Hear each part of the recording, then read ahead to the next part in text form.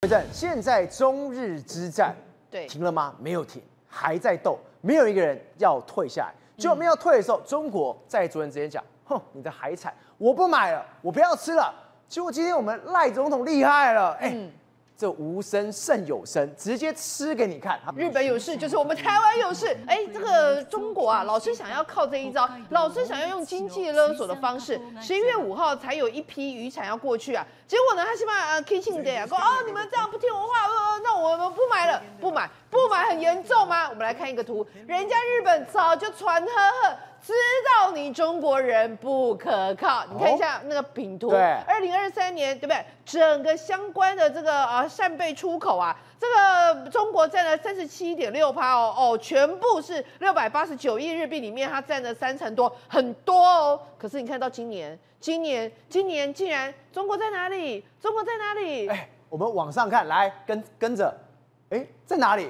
我看不到。我跟你讲，我一开始也看不到。到底在哪啦？我问我们制作单位3次，说我到底在哪？来考验我的视力吗？真的，那个竟然就是这么一咪咪，连1%都没有。为什么？因为被其他国家，包括台湾，包括美国，大家都抢着要。就在这种情况之下，你中国还想要用所谓的经济勒索的方式，说笑话，真是臭西啦。再来第二件事情啊，中国最厉害的什么？就是会搞这些大外宣嘛。好，很生气哦，你中国人既然是我跟你讲不听我们的话，我们要炮弹，我们要弄给你看，展现我们的 muscle， 展现我们的国防实力。结果来了一场量大的个管炮，你看信仰之火，而且这个熊就派又有新的哦。对啊，你看多派啊！结果发射，把你们日本给摧毁，发射不听我们的话。结果后来人家认真一看，发现好像没打到。真的假的啦？真的有没有打？它是陆海空齐发，然后没有打到。对，烟很大哦，这个感觉动作很大，非常犀利哦，看起来很厉害哦，看起来很吓人哦，看起来要把你全面摧毁哦。结果仔细一看，炸歪了，所以让人觉得实在是非常好笑。那我们不是说吗？中国很会搞这一招，人家明明人家那个日本的外交官只是礼貌一点，然后头稍微 K 这样，就把你弄成好像他在听你训话一样。你要来搞这个拉萨波是不是？我要日本人家也不是省油的灯，给你搞回来。他反击了，反击了。现在嘲讽什么？那个中国驻日的这个刘劲松啊，穿什么？穿女仆装。这女仆装太 over 了吧？没有，我觉得还蛮不错的。他那时候不是很凶，双手插在口袋里面转，穿女仆装。我觉得这 AI 其实蛮厉害的哈，就是还没有违和感，而且呢还蛮自然的。还有跳东北舞起来了哈，川北东北花跳起舞来了，只差没有个大红灯笼高挂。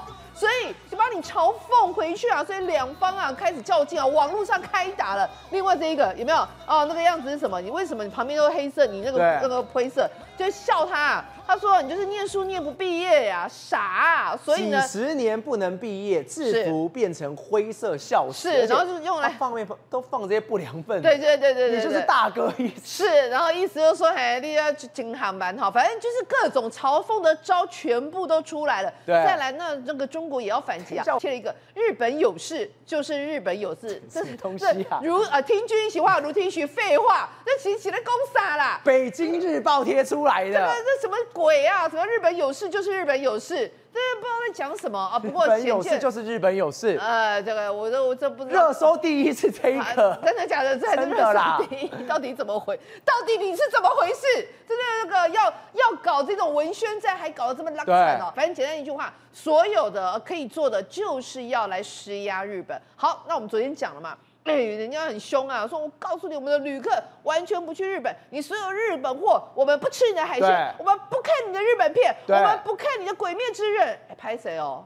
那个嘴巴很凶，但身体很诚实。你现在看到，赵恒猜现在是几点？几点钟？晚上10点多。10点钟，10点半，在山西省的太原市万达国际中心啊，他们一大堆人排着队要看什么《鬼灭之刃》，结果。就心里想说，哇塞！我为了这个日本动漫，连爱国心都可以割一旁啊！太惨了吧？对，真的是太惨了。而且你看到这个，真的是糗爆，票房日冠榜，《鬼灭之刃》无限城篇获得单日电影大满贯，票房日冠，双影人次日冠，上座率日冠，预售日冠。4冠王。所以你就会让人家发现，中国就是这样，你中国嘴巴政府说的是一套，上有政策，下有对策，小老百姓哪管你那么多？那另外呢，你看到旁边还有我们昨天有讲嘛，说什么？哎呀，所有国航50万张机票全部取消了，就你发现是什么？哦，亲爱的西程客户，抱歉，中国航空有限公司已经取消您的航班。请参考一下详情哦，取消是被迫等于是说我明明想去，但是航空公司不管你啦，我就得把你取消。好，右边更好笑，就有人就是在那个社群网站上就 complain。什么公共安全？什么公共安全啊？能够直接强制把我明年的日本的那个航班取消吗？那这样子好了，我们这些在日本的，我们是不是可以强制留在日本？我们不回去了，你知道吗？不想回去了，宁愿非法滞留在日本，都不愿意响应你这个不要再去日本的这个活动了。那除此之外，我就跟你讲嘛，其实像包括我们，包括日本，我们都吃过中国的这一种这拉萨博啊，就是以商逼政啊，所以日本。你知道早就传还记得吗？就是说在2010年的时候，当时为了钓鱼台，也就是中国一艘渔船竟然跑到钓鱼台那边然后被日本的海上的一个保安厅船只碰撞，后来他们的那个船长就被抓了。被抓了之后，中国人就非常不爽，就说我们要抵制，我们要怎么样？我告诉你，我们所有的稀土，我们都不出口到你日本去了。这么凶！当时日本90%的稀土都是靠中国这边供应的，结果1年之间它那整个合约价格竟然涨了10倍。日本在那一次真的是吃尽了苦头，1个月之内，日本马上宣布我要斥资11亿美元，我要彻底去解决掉我在这个稀土供应链上过度依赖中国的这件事情。后来我跟你讲，到现在已经花了10几年时间之后，对不对？人家真的做好准备了。你看他左边这一次，兰博基尼还有你有种，你再跟我讲，我们现在2025年日本仰赖中国的稀土已经不到50%，只有40%多。那为什么？因为他们不断透过推动回收啦，然后一些发展其他替代产品啊，最重要的是他们去跟其他国家，包括像澳洲的进来了，对，然后日本能源的与金属安全机构。双日等于是这3个已经建立起来了，是他们现在就变成说，澳洲有很多稀土嘛，我就是跟你入股，跟你成为合资公司，然后我就把你这个澳洲的这个稀土挖矿挖出来之后，我运到马来西亚，马来西亚进行一个精炼，进行一个处理之后，最后才运到我日本。其实还有个秘密神招，什么神招呢？你知道右边这个非常厉害，对，竟然后来那个日本他们就在探勘。发现整个太平洋里面，天哪，竟然有10到70米厚的一个稀土泥，而且这个稀土泥的稀土矿的浓度比中国的稀土矿浓度高出2到5倍，甚至你知道，他说整个太平洋海底的蕴藏的稀土的泥层是陆地的800倍。日本是是那个世界第4大海洋国，所以到目前为止，他们在进行，从明年开始，他们要进行一个计划，什么计划？从这个所谓的海底探勘，吸取海底稀土泥的方式来自给自足。廷慧，这样一路看下来不太对啊！现在中日没有一个愿意退啊。结果我们每次看中国的时候，都会看一个日经亚洲也很有名，叫做中泽科。他今天写个评论，他说什么？习近平对反日抗议这把双面刃犹豫不决。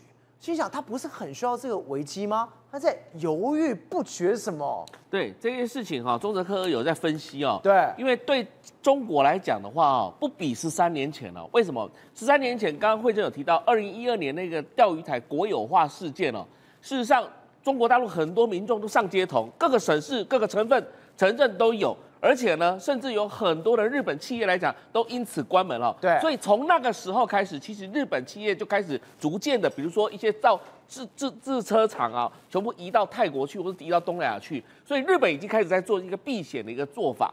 但是呢，因为那时候其实中国大陆刚好是习近平接政权的那一年。2012年那一年那当时习近平跟那个薄熙来他们斗得非常凶嘛，所以那时候习近平上位的情况之下呢，那时候的中国经济状况还是不错的，所以中国认为是自己有底气可以跟日本来对抗，甚至于说再往前推几年，2008年北京举办奥运，对不对？然后呢，过了1、2年之后呢，中国整个总体 GDP 已经超越日本，所以当时候来讲的话，就是中国认为说它一直会往上爬，对，然后日本会往下掉。所以在那时候的钓鱼台国有化事件呢，中国底气非常够，一直对呛日本。但是13年后呢，现在我们看到的中国经济状况怎么样？不一样中咯。泽克二提到这一点非常非常重要，但是对习近平来讲是一个两面刃的概念。什么叫两面的概念？你当然没有错，你现在对大家都对日本来讲的话，这不是小日本啊，或怎么样之类的，对不对 ？Keep up 到处去这个所谓制裁日本，对不对？但是中泽克二也点出一点啊，你制裁这些东西有效吗？目前看起来讲的话，好像都是什么，只是打高空而已，并没有真实的落实到这里啊。因为你比如说刚刚那个水产的东西，11月初才要开放，但是呢，现在来讲的话，本来日本的这个相关的水产业者早就转移市场了，他们本来就不想去跟中国做生意了，所以基本上你是一个制裁，是一个没有用的东西来制裁对方。那所以现在的习近平呢，他会面临到一个问题，什么问题？如果说这一次的这个事件来讲的话，他把它操纵的太过了，对，很有可能会反扑啊。反扑来讲，要求北京政府自己本身来讲，你为什么做事情做那么烂？这时候呢，你要制裁日本的情况之下，又没有制裁到日本，那日本的反倒是会笑你，或是怎么样之类的，反倒是回过头来会这个双面刃会打到自己中国共产党。对，所以现在就是看习近平能不能收能放的这个概念了。为什么这么讲呢？因为他发现了一个非常诡异的事情。什么诡异的事情？中国外交部的副部长叫做孙卫东。对，孙卫东是在高市早苗，他讲了这句话，台湾有事，日本有事这个概念之后呢，过了6天之后，找了日本驻中国大使金山宪治来抗议。但是抗议的时候，竟然在抗议函上面以及讲话上面，竟然说他是奉上级指示的。哦。照道理讲的话，你就是一个高官了，你已经副部长了，对，你直接就跟他抗议就好啊，就是说我们中国对日本你这个言行来讲怎么样，但问题是什么？竟然是说奉上级指示。那如果以他的层级来讲，以上级指示的话，不外乎要么就是习近平啊，要么就是什么王毅，就是他的老板，就是部长王毅。但这2位如果说在6天之后才要叫他去跟他抗议来讲，那他代表说这中间的决策这几天在干嘛？所以他们就会很担心，说是不是这一股势力如果对日本不好的情况之下，那要煽起这种所谓的民族主义哦，它就是一个两面的概念。所以如果弄得操作的不好，回过头来，中国的民众开始思考说啊，我现在中国经济状况不好，就形成一股气。那个气的话，你对日本没办法发挥的情况之下，火会烧回自己的。所以这时候会认为说你政府无能，或是政府怎么样之类的话，进一步会要求中国共产党做什么事情，或是甚至是要下台的这个局面。所以现在中泽克二的这一篇分析的概念是认为说，今天可能会点到为止的概念。他也认为可能点到为止，因为可能双方来讲只是叫嚣而已，到最后来讲就是够了，对，这样子中国真的会出手吗？因为他其实没有筹码了，因为他中国经济状况的这个概念来讲的话，已经发生了一些麻烦了，所以如果操作不当的话，火会烧回自己的。宏观取材，厘清真相，犀利精准，深入剖析，时刻掌握关键，新闻时事不漏接。老时段，新气象，我是钟浩和，关键时刻2.0，全新出击。